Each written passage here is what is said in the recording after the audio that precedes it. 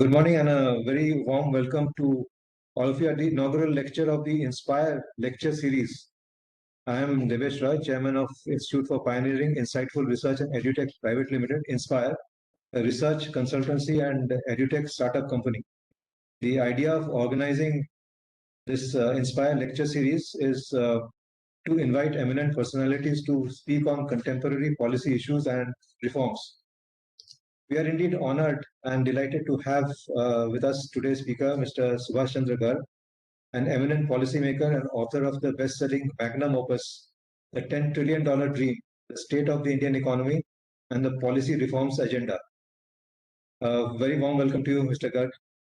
Thank you. The lecture will be, of course, half an hour, and then it will be followed by half an hour of question and answer session. And let me take this opportunity to introduce Mr. Garg, who is an ex-Indian Administrative Service officer. In more than 3.5 decades with the IAS, he had held several important positions. He was Finance, Economic Affairs and Power Secretary, Government of India. He has served as member of the Central Board of the Reserve Bank of India and the boards of SEBI and LIC. He also represented India as Governor of the International Fund for Agriculture Development, alternate Governor of India for the World Bank, the Asian Development Bank, the New Development Bank, and the Asian Infrastructure Investment Bank. He has served as a member of and chaired the board of National Infrastructure Investment Fund. He has also represented India on G20 and other international bilateral and multilateral fora. Mr. Garg was Executive Director, World Bank Group for Bangladesh, Bhutan, India, and Sri Lanka. He has also served on the board of directors for the World Bank institutions, namely the International Bank for Reconstruction and Development and the International Development Association, and also the International Finance Corporation and the Multilateral Investment Guarantee Agency. As a Rajasthan cadre IAS officer, he had held several important positions, including Principal Finance Secretary, Government of Rajasthan. He was Advisor, Finance and Resources to the Chief Minister of Andhra Pradesh during the period March 2020 to October 2021. Presently, Mr. Garg is an economic and fiscal policy strategist and advisor and has done extensive work on economic, financial, and fiscal policy and operational issues of state, national, and global importance. As a freelancer, he is also an economic policy advisor with Subhanjali Consultancy Private Limited. A graduate in Commerce and Accounts, graduate in Law, both from the University of Rajasthan. Mr. Garg is a professionally qualified cost and management accountant from the Institute of Cost and Works Accountants of India. He is also a professionally qualified company secretary and from the Institute of Company Secretaries of India, and he topped the final examination of the institute in 1990. It gives me great pleasure to invite Mr. Subhash Chandra Garg to deliver his lecture on the $10 trillion dream. The floor is yours, Mr. Garg. Thank you, Dr. Debesh. Thank you very much for a very long, of course, nice introduction and inviting me for this first inaugural lecture series. I must also compliment you for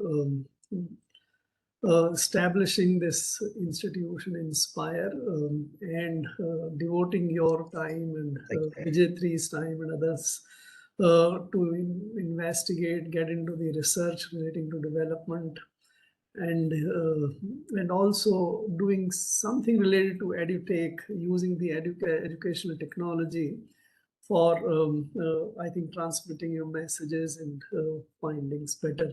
So wish you all well. Today what I'll do is I'll speak for about 30 minutes, basically building this $10 trillion dream, which I think encapsulate the India's growth and the development ambition, rightly in my judgment, and more correctly.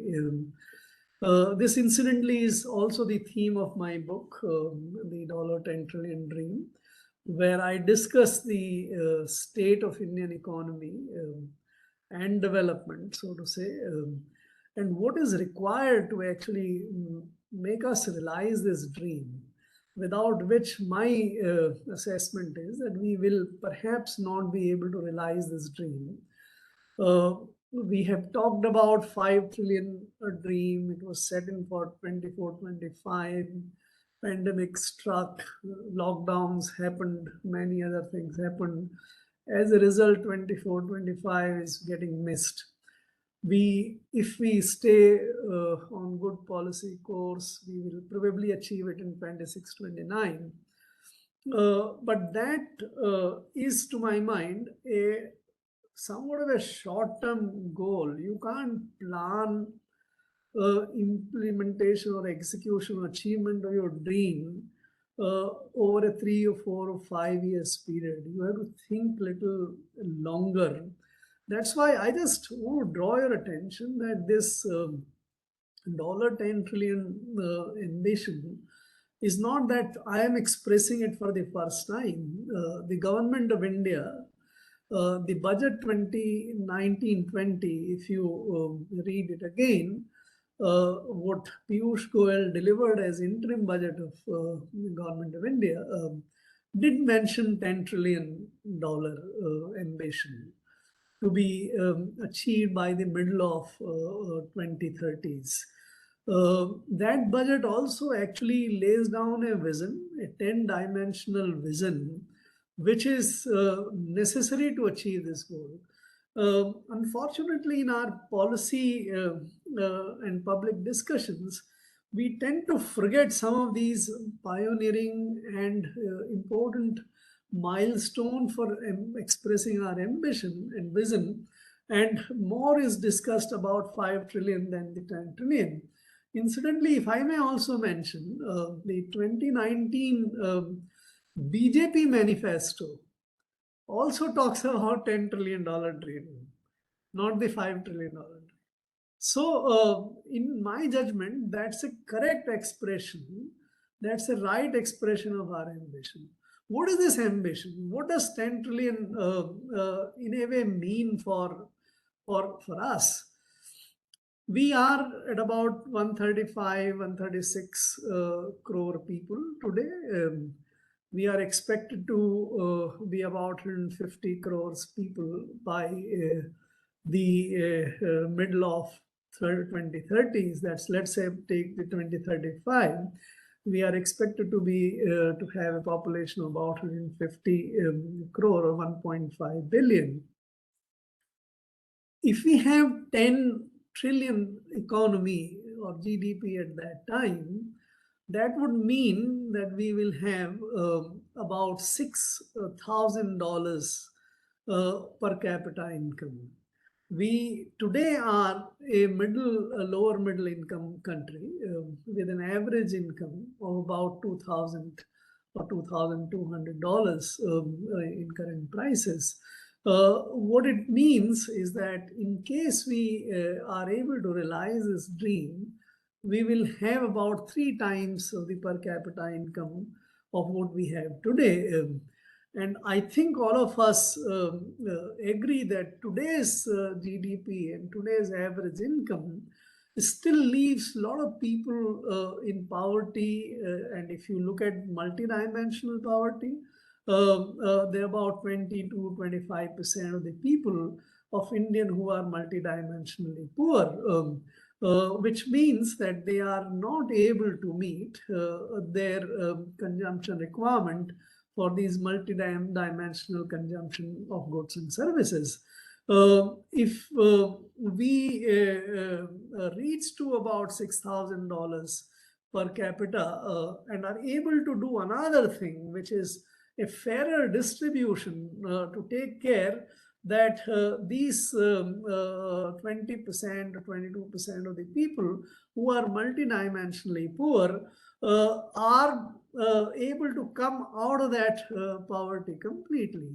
So to my mind, the $10 trillion dream is an achievement of about $6,000 per capita income, and with no one or almost no one being a multidimensionally poor person in the country. That's my concept of what the $10 trillion dream is.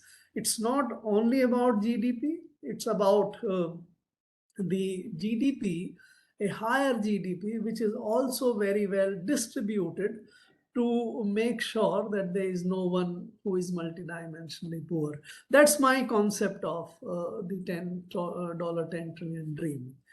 Now, we can dream any time. Dreams come, dreams don't cost money.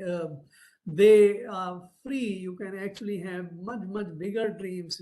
Somebody can dream for 20 trillion or 25 or 100, whatever. The dreams are easy, but the dreams are difficult to achieve. That's where the crux of the whole thing lies.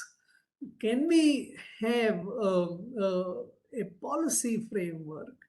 Can we have a plan to get to that state where we have $10 trillion GDP, which is also very well distributed?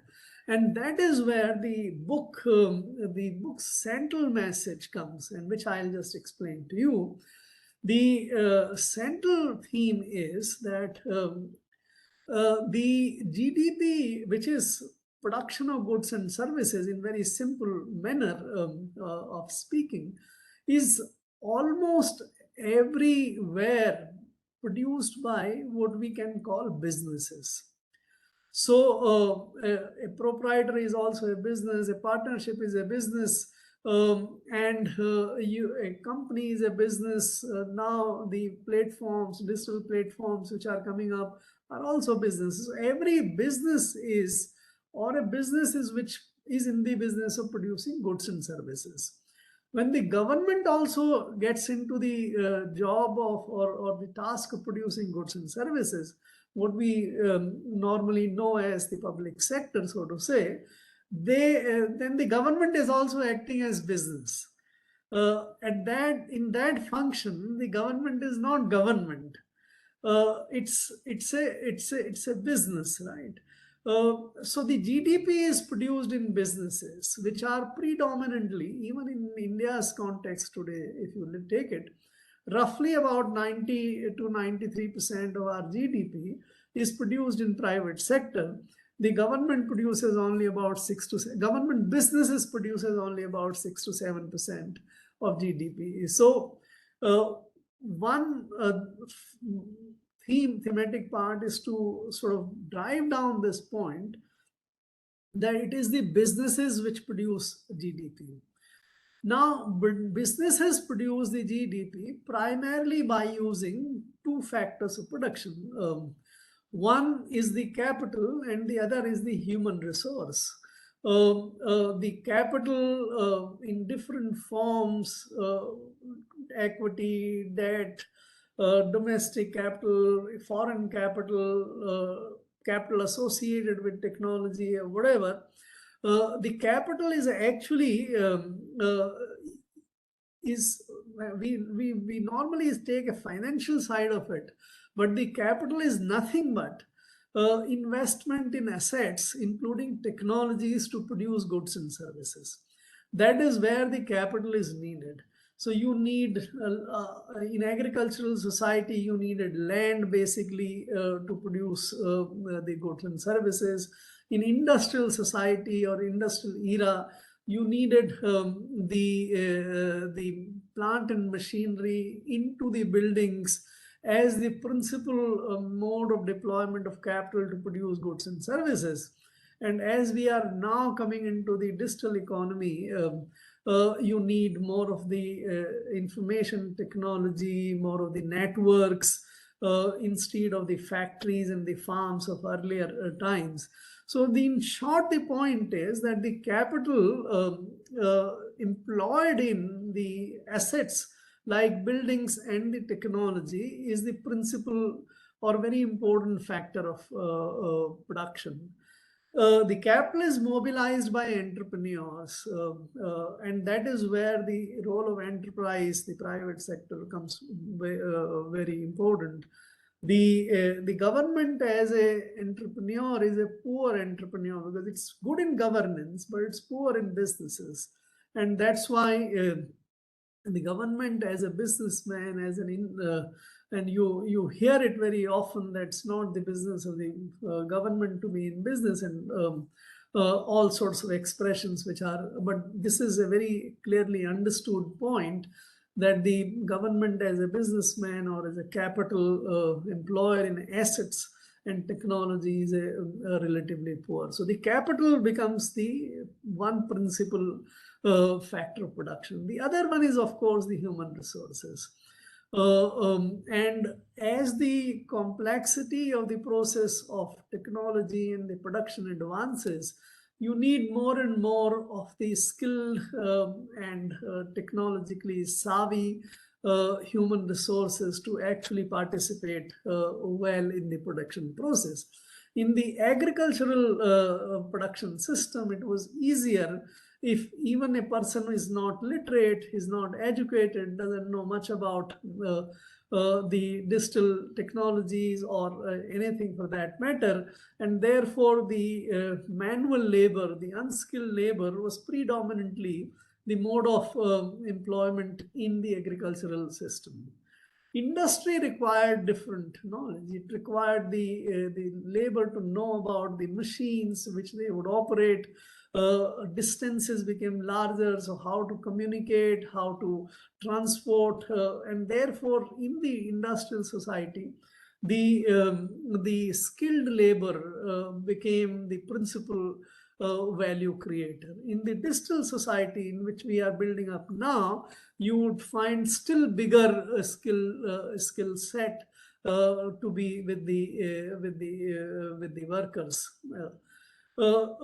And then you had enormous amount of accompanying services which the labor was required, managerial services, marketing services, educating services to make the entire labor system more productive. And so in short, the book argues that is that there are two principal recognized sources of production, which is labor and capital. What big book does is to then bring in another element which is not generally understood very well, is the role of the policy in making both the capital as well as the labor more productive and set into motion the incentives and disincentives, and set into motion or establish the institutions which make the both the factors of production more prominent and more productive. I, in fact, have elevated the policy as the third factor of production in this book. That is what you would find interesting, because my conviction is that policy operates at a very high, broad level, as well as at the substance of a smaller level.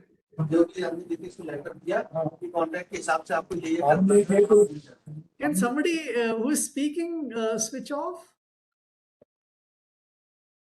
All right. So what the book does is, let me give you an example. The broader policies, whether a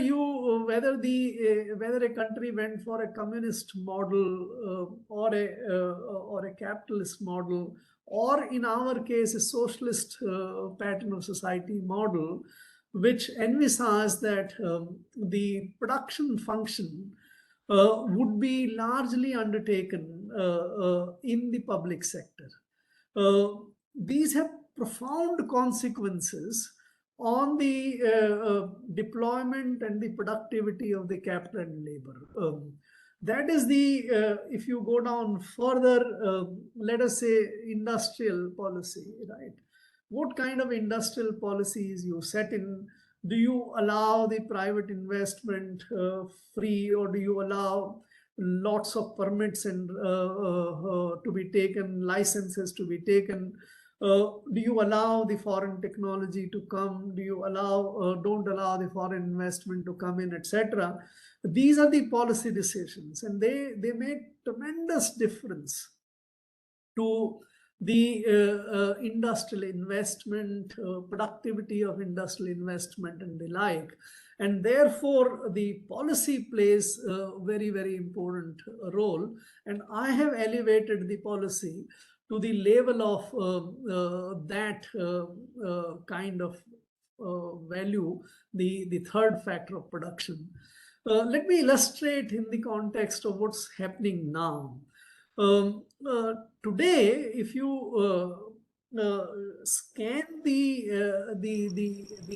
production situation or the GDP situation, we have about 17-18% of GDP coming from agriculture, another 20-odd% coming from industry, and about 60-odd% coming from the services. The productivity sort of dynamism in agriculture is reasonably limited. We are growing at a decent rate, about 3 to 4%, but that's what it is. Agriculture cannot be expected to be sort of grown by 5 or 7 or 10% at all. It's a stage where agriculture is mostly in a way at a low growth syndrome. It is likely to be there. There would be a lot of introduction of the industrial economy technologies and also digital economy technologies in the agricultural system. But the expansion of land, which is the primary base for agriculture, has stopped. In fact, we have now probably reducing in terms of the availability of water to the agricultural system has perhaps again more or less peaked. You can't expand. In fact, there are many places we have overdrawal of water now. There are some places where still it can improve, but by and large, if you look at the overall terms, both the land and water, which is the principal sort of constituent of the production in the agricultural society. But what is not, we still have a lot of space for the technology to move in, make it more productive. We have more in terms of the, let us say, the digital technologies. But what we also have, we should examine, which we don't, I think are not examining that. And the book argues about that in the context of agricultural policy, is what should be the farming community is operating in a certain way with very small holdings, with very little capacity to make investments in technology, with very little capacity to organize themselves into processing, with very little capacity to organize them into marketing and doing the associated kind of work.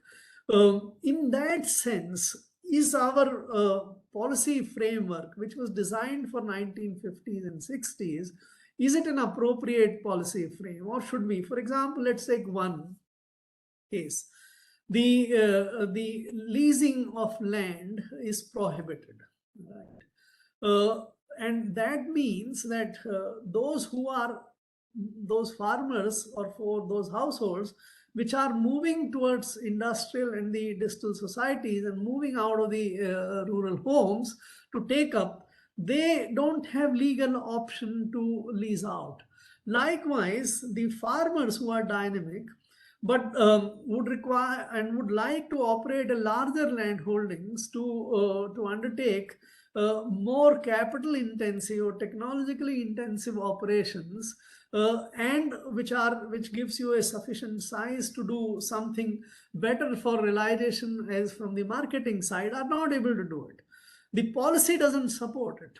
So I argue in the book that we should change the policy framework for agriculture massively. It might sound surprising, but I have a section in that chapter relating to agriculture policy, where I say that 140 million hectare, which is the currently operating land for agriculture in the country, the policy should aim to bring it down to 125 million hectares.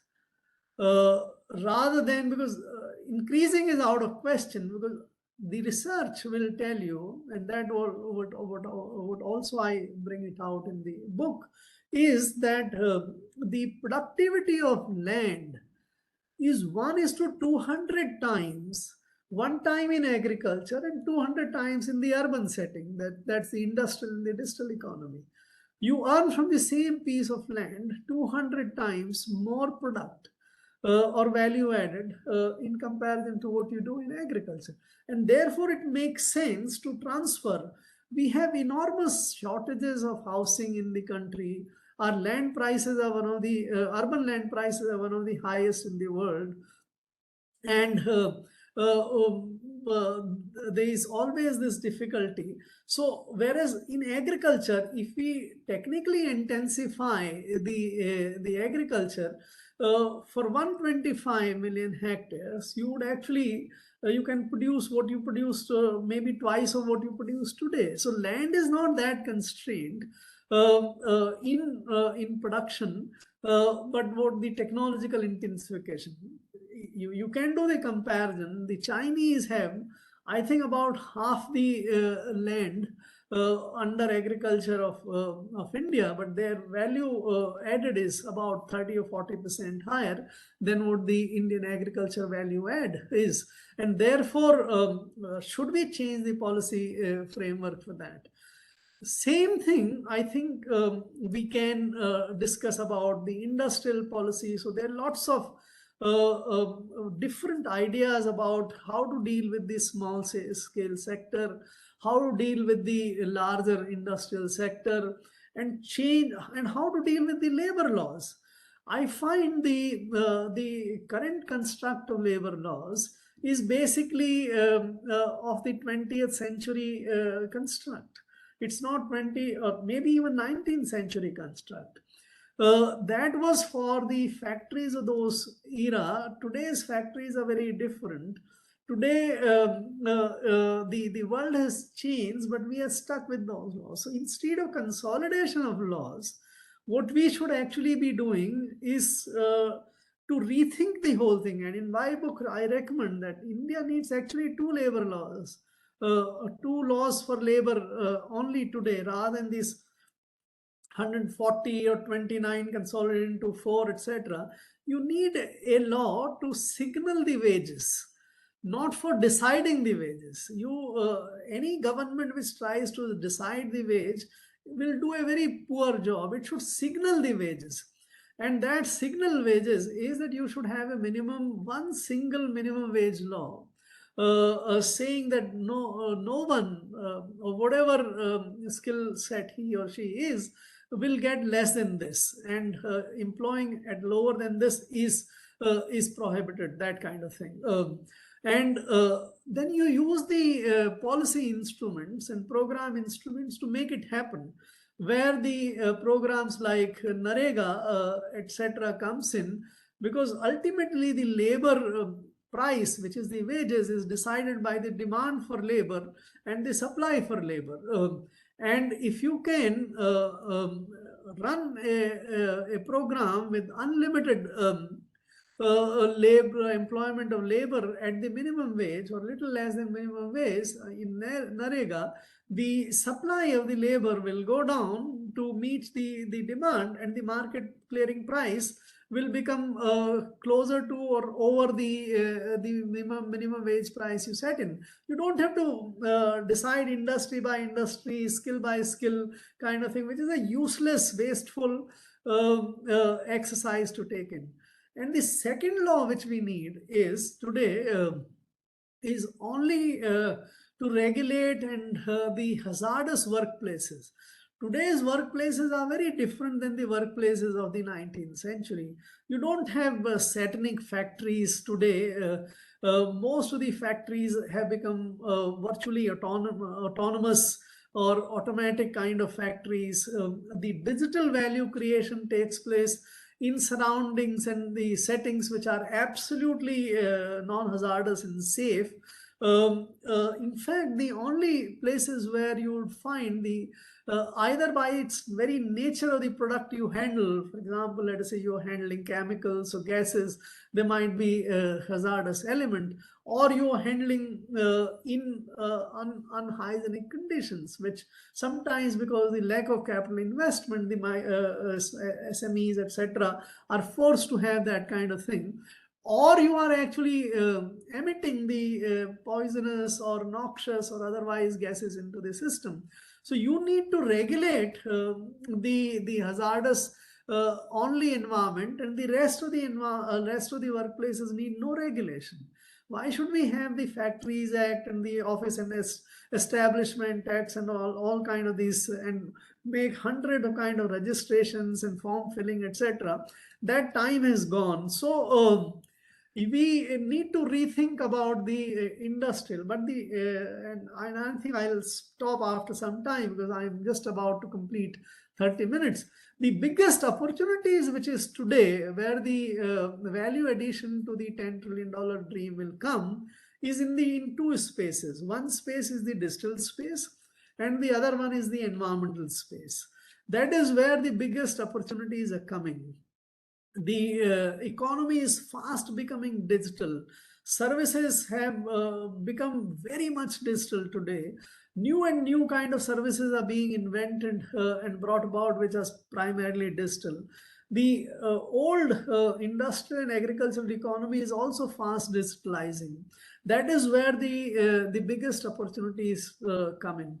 And the second big opportunities is in the environmental space, the circular economy, handling waste, controlling the environmental pollution, whether it's carbon or otherwise, producing power energy in manner which is not environmental polluting, etc. So a whole lot of opportunity in times to come is to come in the digital and the environmental. Do we have a right kind of policy set up for encouraging that? I have, and that's what again has been very well, to my mind, argued in the book. We are stuck into the wrong kind of debate. Should we control data? Should we localize data? Should we give too much of importance to privacy? Should we go even beyond private data, the non-personal data? Should we regulate them?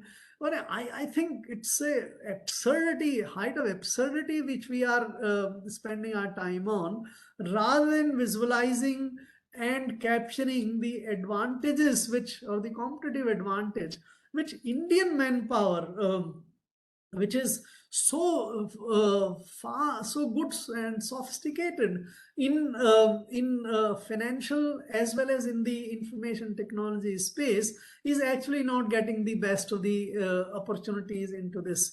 We are poorer in technological innovation. We are not setting up, we are actually not inventing and allowing the digital technologies to come in. There is a whole new opportunities probably going to open up in the blockchain and the cryptography space. That's we are discouraging. So likewise, in the environmental space, we are focused on some of the good aspects like encouraging renewables, but our fight or our attempts to take the environmental opportunity holistically seems to be much less. And there are chapters in the book which talks about what we need to do on the environmental economy and digital economy. I'll stop here. The book is actually much bigger. It's 700 odd pages, and it talks about not only the economic policy, but it also talks about a lot about financial policies and the fiscal policies. I don't have time today to go into the financial policies and the fiscal policies. Maybe we'll interact some other day, but if some questions come in on that space, I would love to answer that. Thank you very much for patiently listening. Thank you very much, Mr. Garg, for this insightful and thought-provoking lecture. And so many issues were raised. I hope there will be a lot of questions. And let's see, I think we can open the question and answer session right now. And I hope some good questions will come I would request the participants to write their questions, or straight away you can ask the questions. Straight away speak on. Be frank. Raise anything you feel like. Mr. Thanvi. Yes, sir. It was very interesting to listen to your talk, sir. Very thought-provoking, especially on two like you to further elaborate. One is on you mentioned about science and technology and innovations and inventions. We are lagging behind. How can we improve the research space in the country? Our best researchers are still going abroad, and institutes are bogged down. Even spectrophotometer one has permissions from so many. So how that? The second issue is market.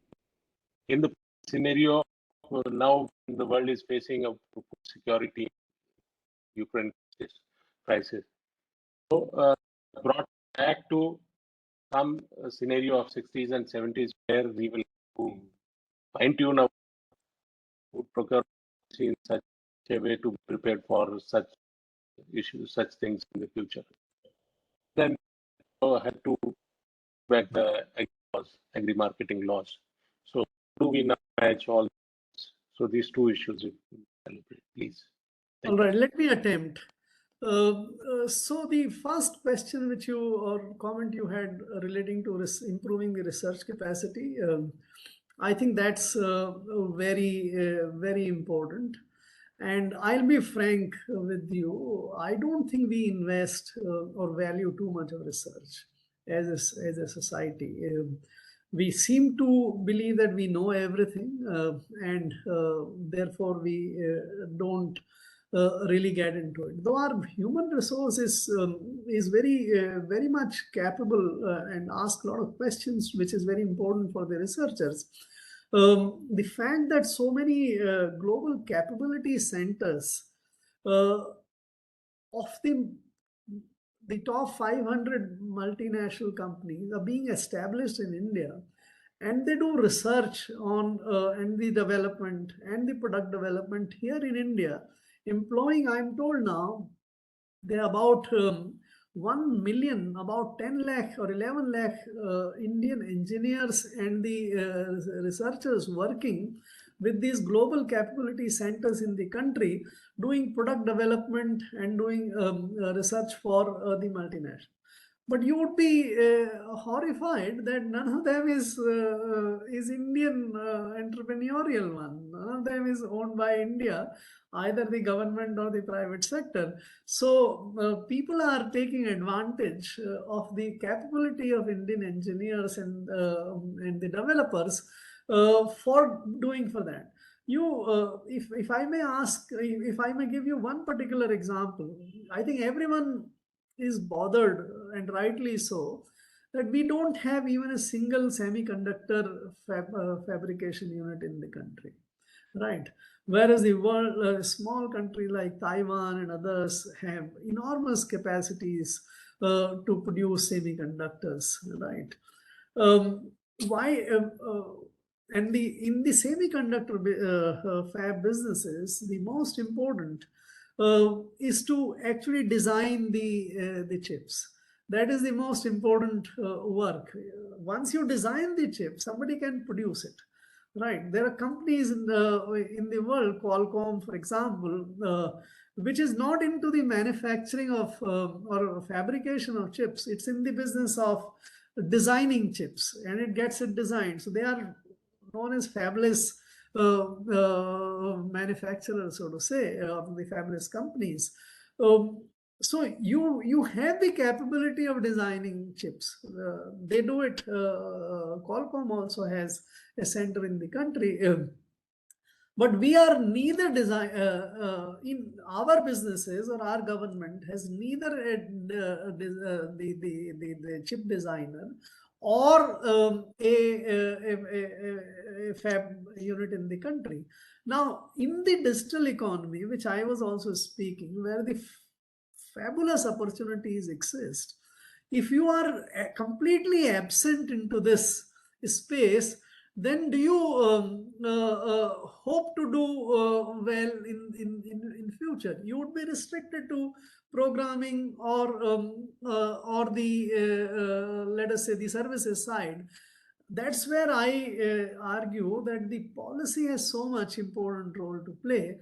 Instead of doing, let us say, PLI type of scheme, where we are spending our little money on so much of so many of these sectors which have no great potential for future, and allocating much smaller from the global standards. For example, FAB, the government has allocated 78,000 crores, which would look very large amount, but $10 billion for this.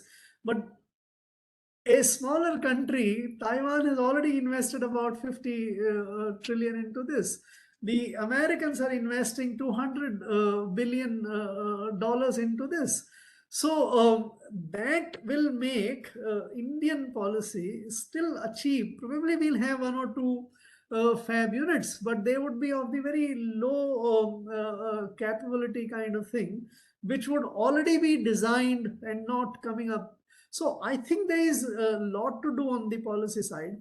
I would recommend to you, in case you are interested, Forbes Noshad has recently written a book about this, and where he discusses very well about the research dimension of the Indian industry and the government, and where we are not doing well or doing well. So maybe you can get much more. And the last thing I think which we should pay a lot of attention is this global innovation report documents a lot of capabilities or lack of that in terms of the researchers. My broader sense is that we ignore research. We are not investing in research. On your security question, if I understood you right, you basically, in the current global environment, Russia-Ukraine war, etc., affecting the global supply chains, also affecting the agricultural produce marketing. For example, the way wheat. So wheat, Ukraine is a big producer of wheat. There are about 40 million tons of wheat lying in their silos, which they are not able to take out because the Caspian Sea, where it's to come from, is completely inoperational. Whereas this provided some opportunity to our farmers and the businessmen to earn something more, but we decided to cool down and keep the local prices low and put a ban on the exports. And all that we were talking about was about 10 million tons, not of the grade. There is a 200 million tons trade in wheat every year. We got the opportunity to do about 10 million tons. Even that we are not. So how do we respond to the global? But we responded on the other side very well in a way. If we want to take our petty interests into account, where a lot of Russian oil which was going around unaccepted, though by now the situation has changed, but our people were able to ramp up the purchase of the Russian oil, and that made a lot of difference. I don't know whether I answered your question fully, but that's if you're referring to farm laws, etc., there is a good chapter, good discussion in the book about how we probably misdesigned and mishandled something which was very important from the farmers' marketing perspective. Though the two other laws were perhaps not as valuable, but the mishandling in a way led to all of them being junked in it. Thank you. Is anybody else would expect some more questions, please?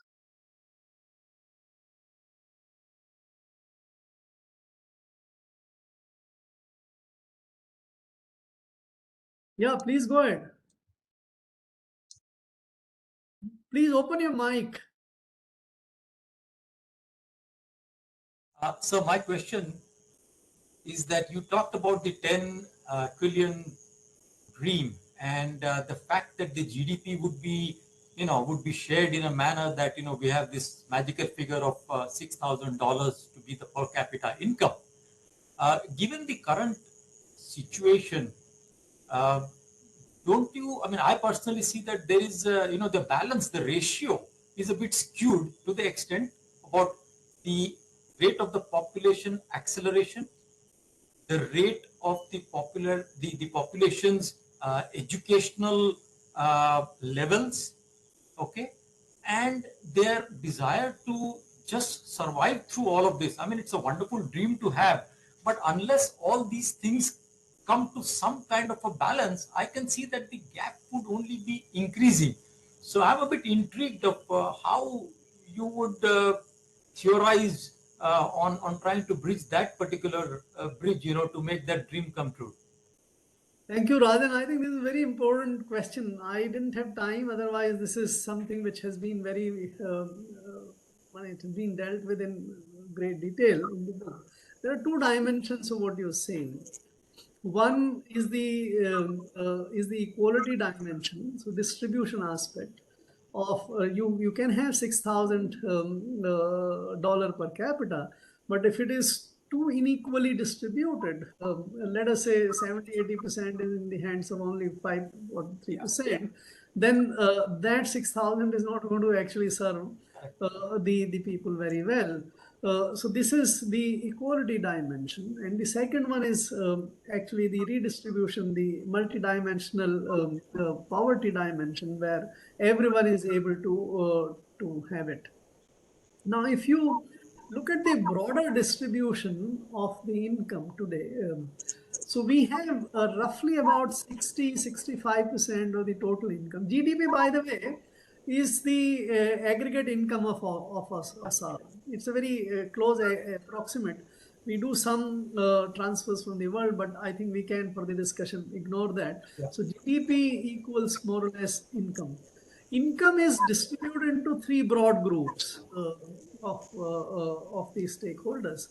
One is the households, which contributes labor primarily and earn from the labor income. There are asset side, but that I would ignore for the discussion today. The GDP, so the households. Second one is the businesses, and the third one is the government.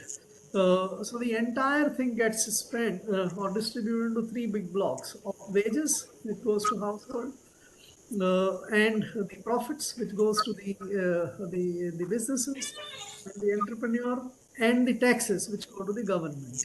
This is the way the split takes place. We have roughly about 65% of the GDP going to the workers or households. About 15% of the GDP goes into profits of the businesses, and about 20% of the GDP goes as taxes to the government. That's a broader distribution, right? Now, when you grow, if you can keep this broader distribution like this, you would be better off, right? Because 65% will grow into three times. From 2,000 to 6,000, and the wage earners will become better off, and they can spend their money on the consumption of goods and services. But if it diverges, this 65% becomes, let us say, 45% or 50%. The profits become 15 to 25%, and the taxes go to about 25%, and taxes are not well spent, which I'll come to a little later. Then you would have a very bad distribution.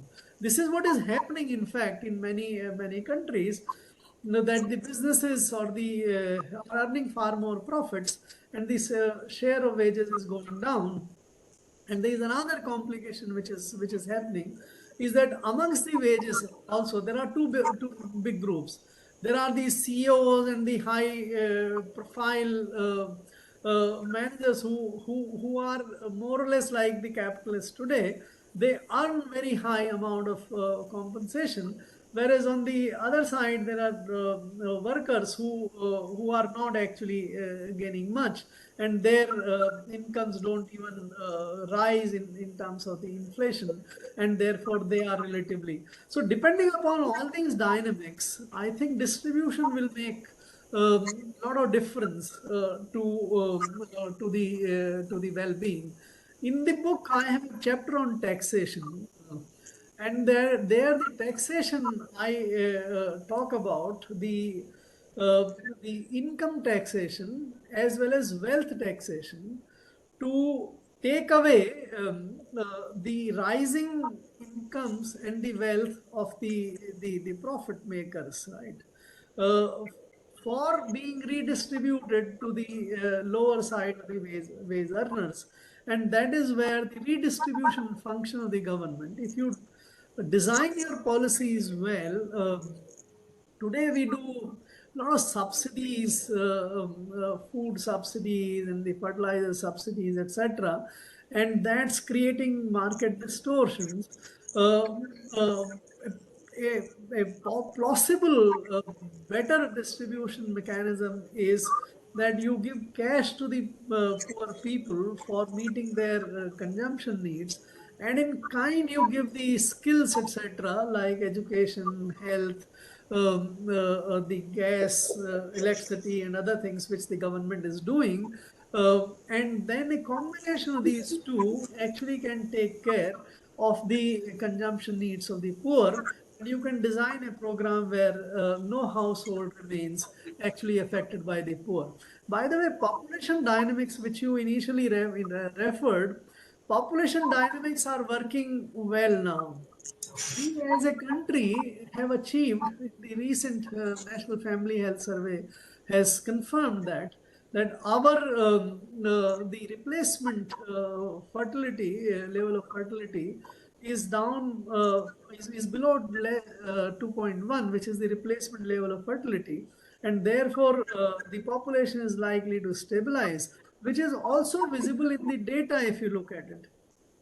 Between, if I remember correctly, between 91 to 2000, that decade, we had the highest addition of population per annum in numbers. I think it was about 1 crore and 9 lakhs per year, which was the maximum India reached. And since then, the annual addition to population is actually declining. So in the recent most year, possibly we added about 80 lakh people only instead of maximum of 1.09. So in 2 decades, the annual addition to population has been reduced by about 25 to 30 lakhs. That's a very high rate. If this goes on, by 2050, you would be in a situation perhaps where there is no net addition to the population in the country. So I don't think the population explosion is a problem for the country today. The recent most survey tells you that about 16 or 17 states are already at about 1.5 or 1.6 of the fertility rate, which will make their population contract in times to come very soon. It's only a couple of states where there is a problem, and they are also fast reducing. So I don't think we should focus too much on the population control. We should focus on improving the quality of the abilities of the population and also their well-being by redistribution. Thank you, sir. Thank you. There is a hand, please go on. It's only a number display. Good morning, sir. I'm Bhaskar Pant. I'm Debesh host's friend, also attending. I've been listening to your lucid conversation and a small brief that you've given about your book. So you also talked about the cryptocurrency that should be encouraged for the 10 trillion economy to grow. Now, the total crypto market has crashed by 50% this year, with one of the largest crypto banks, Celsius, having to stop all withdrawals permanently due to the lack of liquidity just yesterday. Any other instruments which are this volatile are generally restricted by market regulators to only high net worth individuals, unlike crypto. Leaving aside concerns of extreme volatility, what kind of actual economic value would crypto actually generate for the Indian economy? One question, sir. Second, I'll just summarize it. And wouldn't it be better for all of this Indian money being invested into crypto be poured into capital markets instead, where it can actually result in more growth, jobs, etc.? Thank you very much. What's your name? I didn't get the name. I'm Bhaskar Pant. Oh, Mr. Bhaskar. So, Bhaskar, nice of you to have asked this question. I think I might have created some little bit of misunderstanding. Let me clarify that.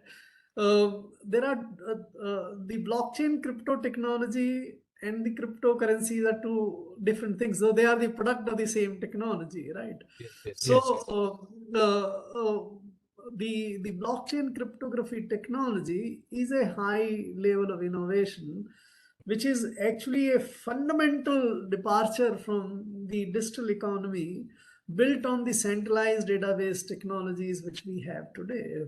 Centralized database technology, whether it's we are managing our land records, bond markets, equities, or delivering e-commerce services or Edutech and all, these are they use the centralized database technology, and it's done phenomenal work in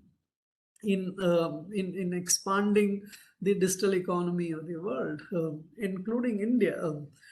What the blockchain cryptography technology has done is it is appending the ecosystem of the digital technology. The centralized database technologies assume there is a centralized authority, regulator, controller, organizer, whatever way you put it. E-commerce is, let us say, Amazon or Flipkart or whatever. For the banking services, it's the banks and others. So there is a centralized data. The decentralized system, which the blockchain technology, cryptography technology is doing, is wiping out the centralized regulator or the controller. There is no central authority. Everyone is directly transacting with each other, and the consensus mechanisms which are there. It's a very different technology compared to the centralized technology. It has enormous scope and promise.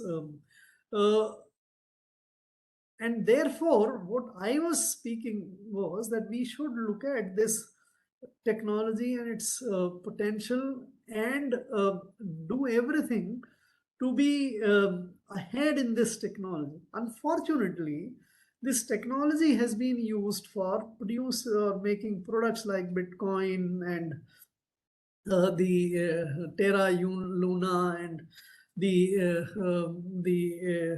DeFi exchange, which collapsed yesterday, Centrium or something, where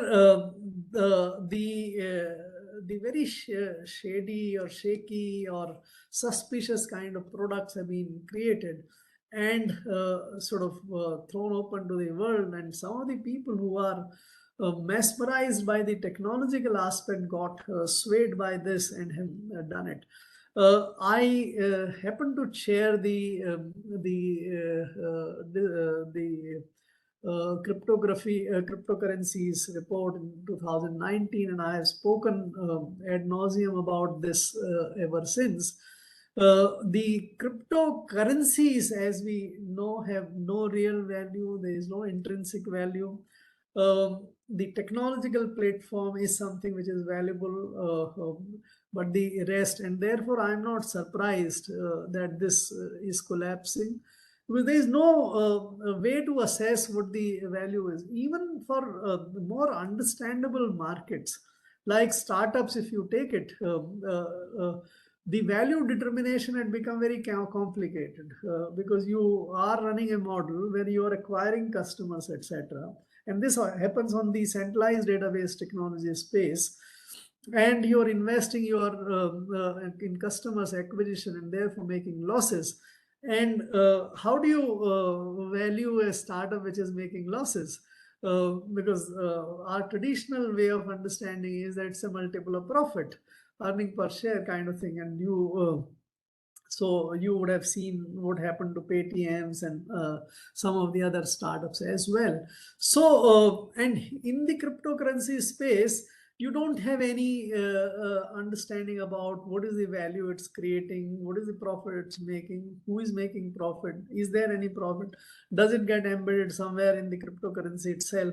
And therefore, that was a very dodgy kind of investment, and I don't think anybody should have made it. I have no sympathies with the people who are suffering losses, because they were motivated more by greed and the fancy. Let them suffer, that's their problem. But I don't think we should throw the baby with the bathwater. The technological aspect, there many times it so happens that a promising technology generates overhype and enthusiasm. This happened same thing with the dot-com bubble in 1990s, late 1990s, in the early part. 90% plus of the dot-coms, which had become big businesses at that time, had gone down under.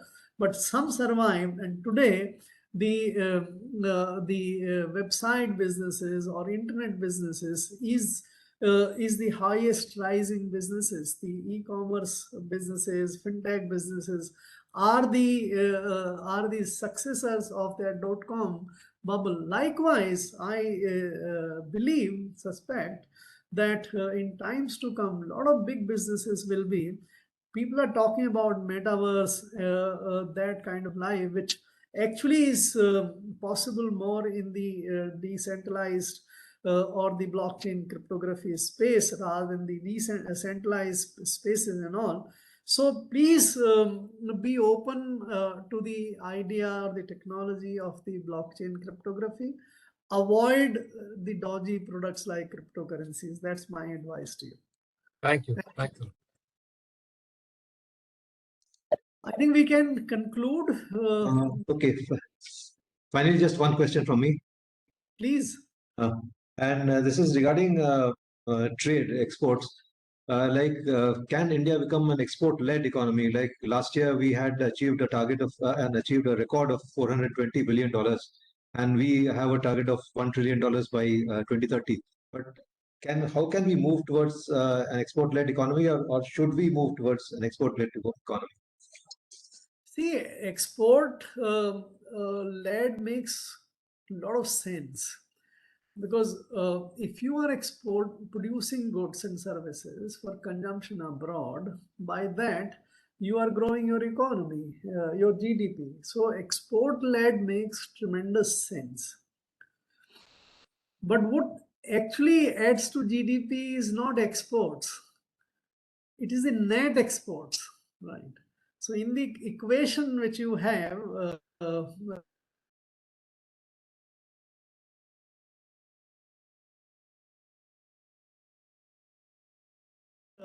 the imports, when we talk about exports, that's one thing which we should not.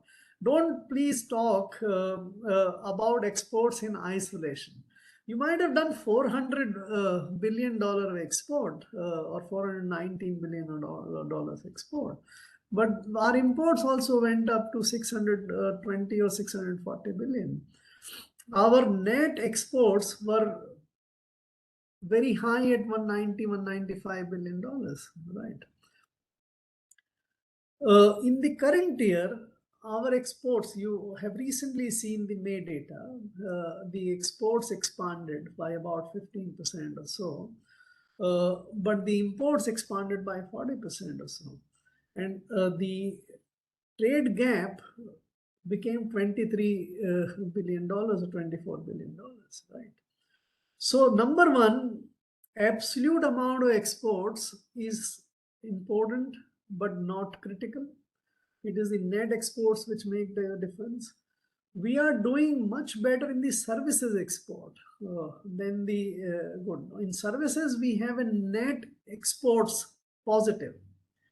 We export, I think, about $25 billion services export, with 16, 17 $1 billion of imports, and that gives you about this much difference every month, kind of thing. So $7 to $8 billion of net exports positive, which to some extent reduces the net goods deficit in terms of export. In times to come, we again, like we talked about 10 trillion dream, we can talk about 1 trillion export dream, right?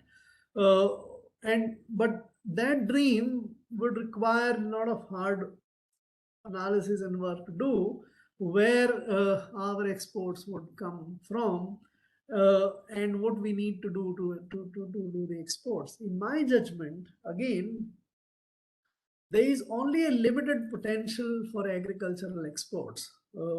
We have about, I think, $40 or $50 billion of agricultural exports. You have talked about that in your book very much, so 50 to 60.